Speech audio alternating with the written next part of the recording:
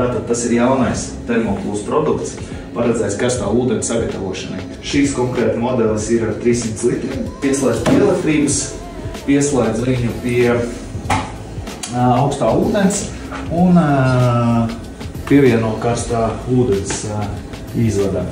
Tā, nu ko paskatāmies, no kā viņš sastāv.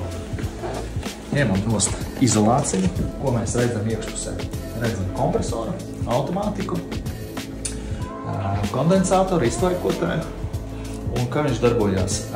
Viņš faktiski paņem gaisu no iekštelpā un ražo siltumu. Rodās raisais gaiss, ko viņš arī izmet pa izmešanas kanālu. Šito var pievienot kaut kur ārā, pieslēgt un izmest. Var arī izmantot dzesēšanu. Labs risinājums vasarnīcā, vai no tiem, kam ir granulas, lai vasarā nevajadzētu kurināt granulām, var ierīkot šī ierīci, kas ir pilnvērtīgs siltumsūtnis, bet tikai paredzēts karstā ūdens sagatavošana. Bieži vien jautā, vai viņu nevar izmantot arī apkurē. Nē, apkurē viņš būs pa vāju, jo viņš ir tikai 2,5 kW. Ja jums ir saules paneļi, ja, liekam papildu šito uzparikti ierīci un dabūnam karsto ūdeni.